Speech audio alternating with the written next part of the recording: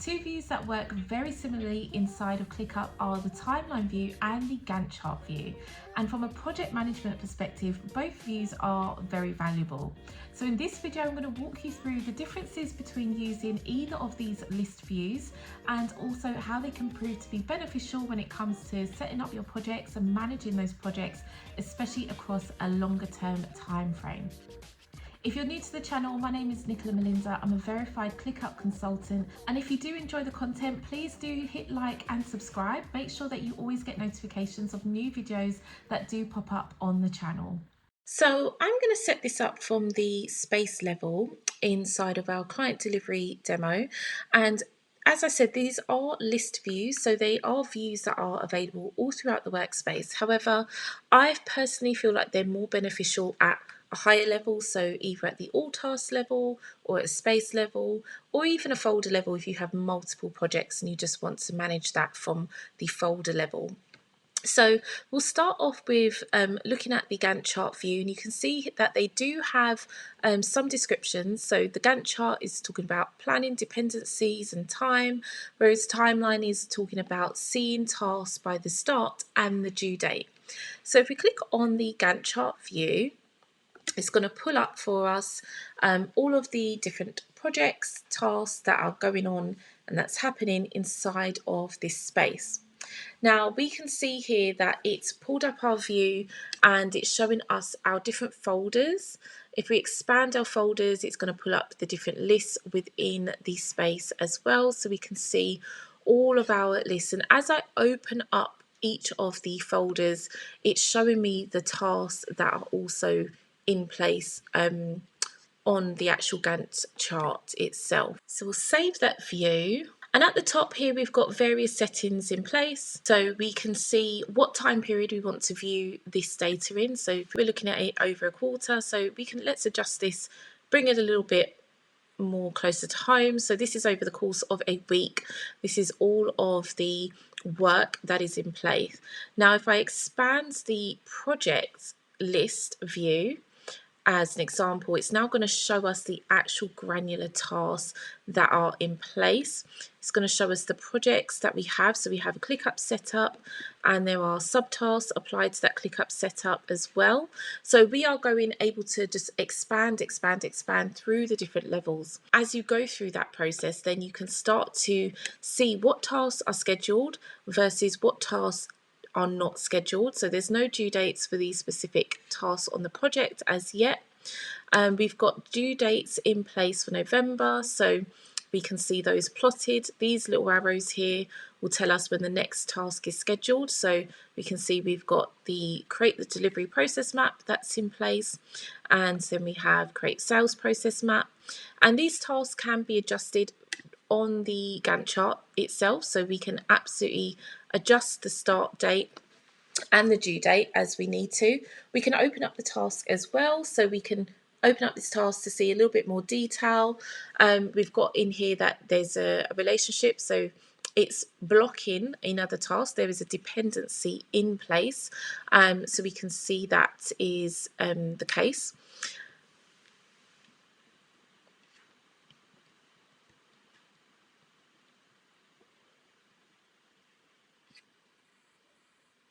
Now you might decide that you want to separate out the subtasks. So instead of having to expand the subtasks, you can have them separated out as a view if you wish to do that. In this case, we'll just keep them as nested so that they'll sit within the folder. And then you have your filter options in place. So the filter options are pretty much the same as what you'd find throughout the ClickUp workspace. So you can always choose to filter based on the status, due dates, tags that are applied, assignees. You can filter your tasks or the tasks that are on show through all of these different options. And then for your settings, you can customize your settings for the Gantt chart view. So again, you can choose to show the weekends, or you could turn off the weekends if you don't want to see that. We've got our critical path and slack time, so that will give us an indication of how much time we have between the tasks that are currently scheduled versus the next tasks that are coming up. We have if it was to affect the due date of the main project itself. So if you are following and tracking that for your projects, then you can always turn those settings on as well. So what is good about the Gantt chart view is that you can start to add in your due dates for your project. So you can essentially build out your project plan in this area. So if you've been doing this perhaps in Excel, or you do use Excel currently, you could bring this into ClickUp. You've got all of your deliverables, and then just start plotting your due dates for your deliverables. So if we're looking at the process maps being done in this week, we might say, right, let's build out or design this structure the following week. And so we can put that in place on our Gantt chart. If that doesn't seem to work the way we need it to, we might decide to shorten the due dates, change the due dates. So you can drag and drop in this area as well, and it will just update those due dates for you. So I might decide to just move that along a little bit.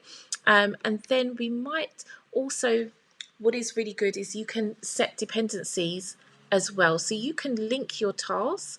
So perhaps there's a dependency where I cannot design my workspace unless I've got the process map completed. So I've linked this just by clicking on the connector dots. I've linked these two tasks together. In fact, let's do it the other way around. So just by using that connector dot, these are now dependent on each other. So you can create your dependencies directly from the Gantt chart in this way. Traditionally, you might go into the task itself and set dependencies.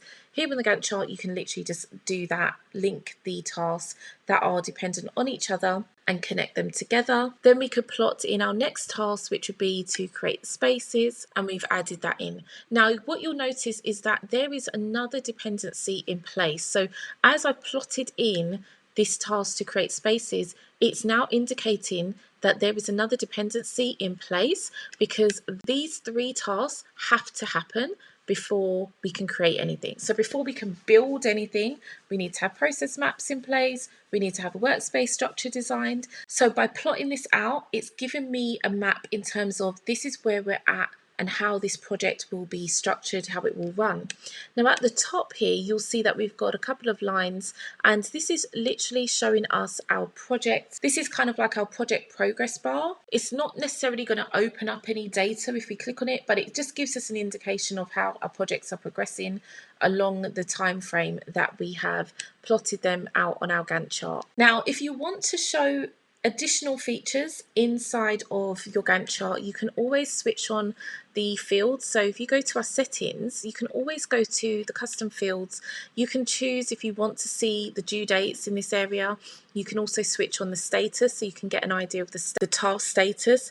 We've got some additional fields as well. It might be that you want to see where there are comments in place, and even the assignee. So as you can see, the more options that you add on, you can sort of build out this project plan.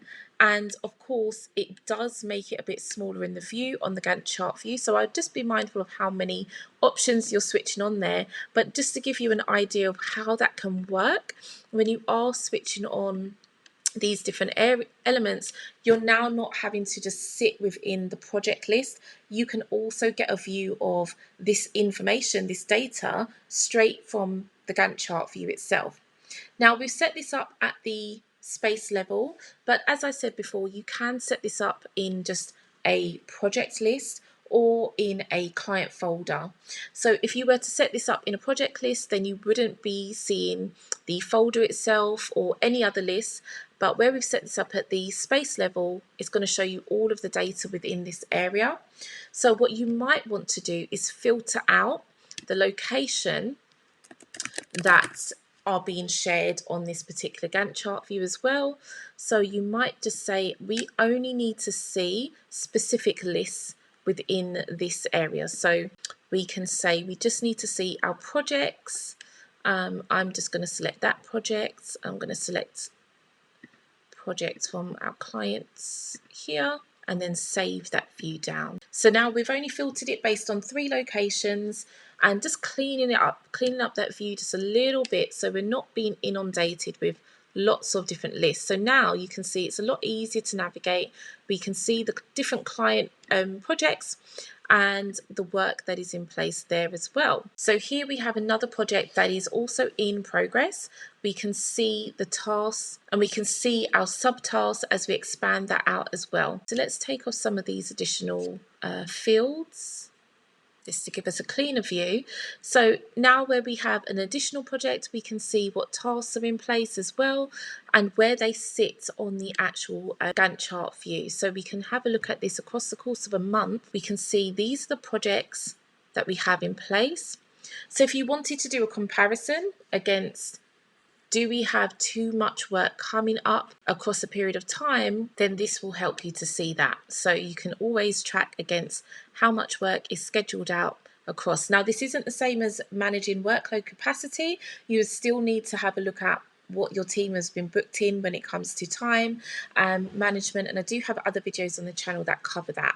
But this will give you an indication of where your deliverables are actually plotted and how they are plotted against on the actual calendar. So then we can go across and set up a timeline view. So the timeline view looks a little bit different. So as you can see in this case, the views of the tasks is a little bit more of a roadmap. So instead of seeing the dependencies linked, we are actually seeing everything at this moment in time. We're seeing our actual projects, we're seeing the deliverables that are in play, we're seeing everything, and we're looking at this across days as well. So we could definitely choose the time frame that we want to see this work portrayed. We can choose to see it across weeks, or we could choose to see it across a custom time period. So if we did 14 days, this view definitely looks a lot busier when you are looking at tasks in this way. Similarly to the Gantt chart view though, you can see what tasks are unscheduled.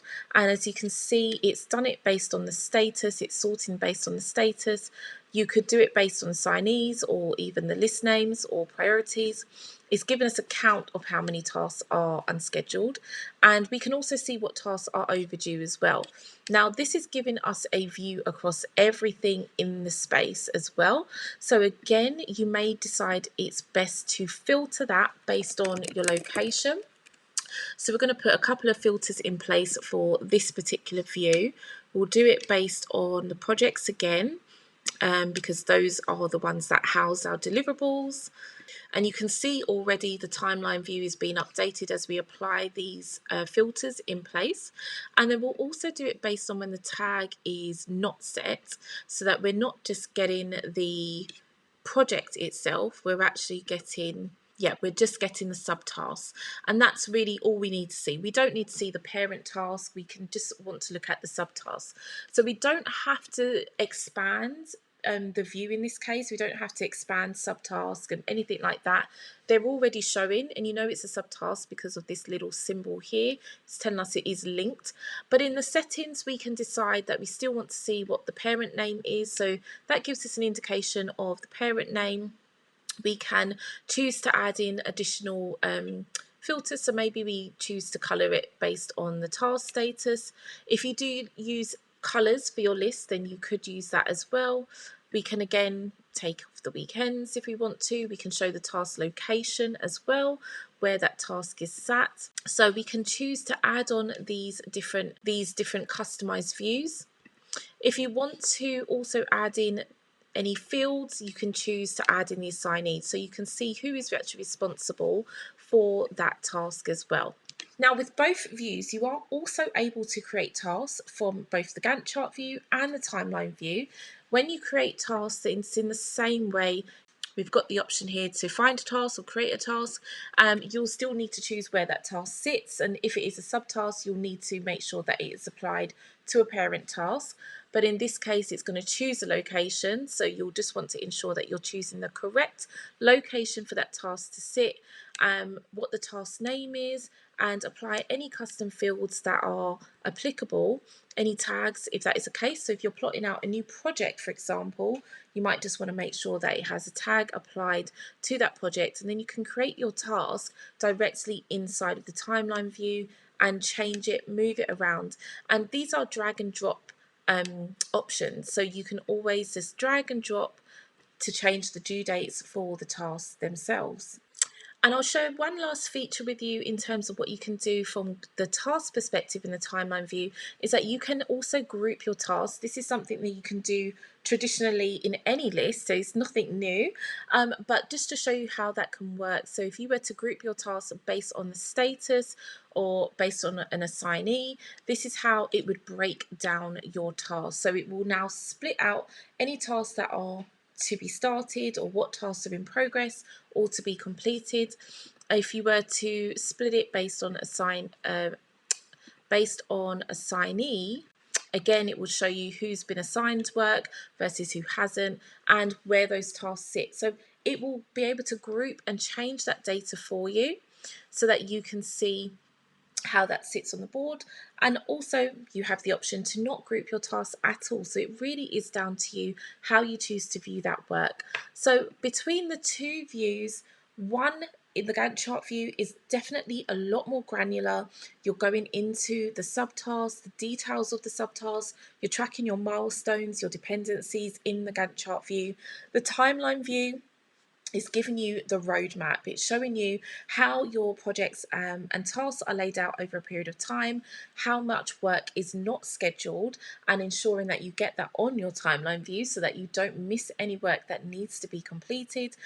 So it's a little bit more simplified in that sense, but from both views you can have direct access to your projects, your deliverables, and again an idea, an indication of the progress of your projects as you are doing the work. So thanks for watching that demo. I hope that walkthrough was helpful to understand how the different views can work and how you can incorporate them into your own workspace. If you enjoyed the content today, please do hit like and subscribe. Make sure you don't miss any future videos that are loaded to the channel. Until next time, thank you so much for watching, and I will see you in the next video.